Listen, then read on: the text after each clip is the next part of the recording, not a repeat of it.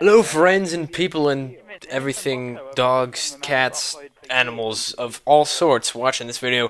ZapBoomKill here, and I want to talk about my opinions on the new consoles and just some stuff about them. So let's begin with the PlayStation.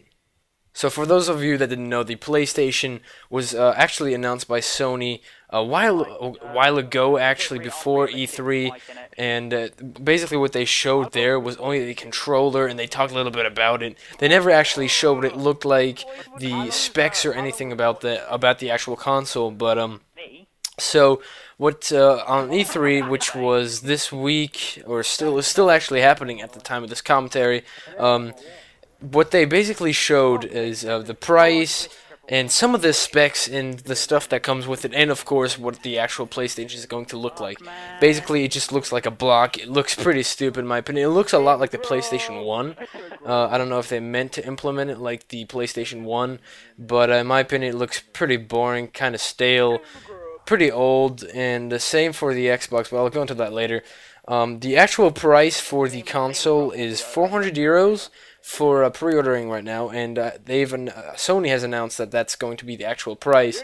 But I've read from a few websites that there's actually going to be a $400 and a $600 model. I'm just going into dollars because it's easier, because most people know what dollars are instead of euros or pounds or whatever, and it's also kind of ridiculous that the PlayStation costs. Well, I'll go into the Xbox now. The Xbox One actually costs $100 more than the PS4, which is quite ridiculous in my opinion, because you are forced to get the actual Kinect with the Xbox. Microsoft is forcing you to get it, and that's probably why the actual console is actually going to cost $100 more.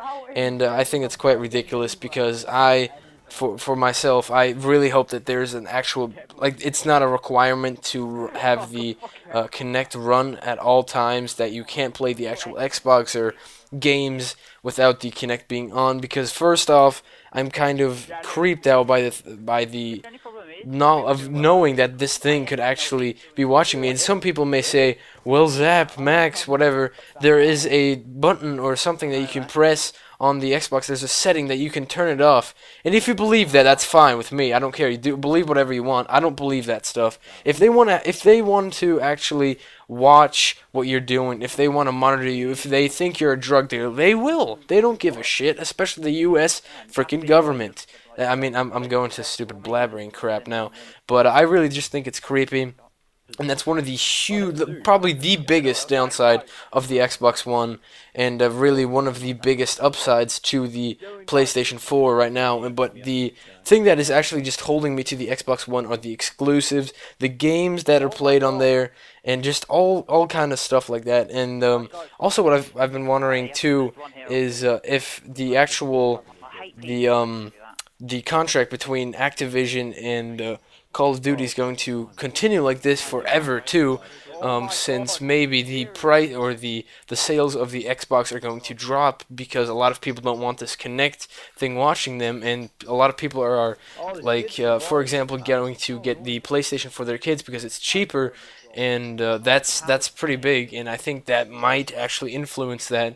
But as long as it keeps it with that, I mean, Call of Duty is still the game that I play the most, and there's a few other awesome titles. As long as Watch Dogs and stuff like that just keeps coming to both consoles, I'm fine with that. There's also a lot of other game titles that are, well, good on both. And another funny thing is that Xbox actually bought FIFA, so FIFA is actually now an exclusive just for the Xbox, and I thought that was pretty funny too. And so, what are you guys actually going to buy? I'm probably going to stick with the Xbox, because it was better last time, and it probably is going to be better. I mean, the Xbox cost more, the PlayStation, my bad, cost more at the release date. The PlayStation 3, that is, than the Xbox One when the Xbox 360, my bad, when they were released. And as it turned out, that the PlayStation was actually pretty much worse from the online services. I mean, some people may think not, but I mean, you probably have not played PlayStation in a more than actual Xbox, and that may just be my opinion. But let me know what you guys are going to actually purchase, if you even are. What if you guys are not? Let me know what you guys are gonna do. And both the release dates, I just want to mention this, both of the release dates are scheduled for the end of this year, end of 2013, around the holidays. The Xbox is being released in November, right around Call of Duty time. And yeah, oh, and about the gameplay real quick, what we were watching is a team sniper shoddy switch or something, and basically we have to get a kill. It didn't matter what we get the kill with first, either a sniper, and then we switched to a shotgun. It didn't matter what we did first, like I've mentioned, and you can miss bullets and all that, but it was pretty fun all in all. I think Vic might have already uploaded this, but this is just my perspective. Hope you guys enjoyed. I'm out. Peace. He was sat on his shoe.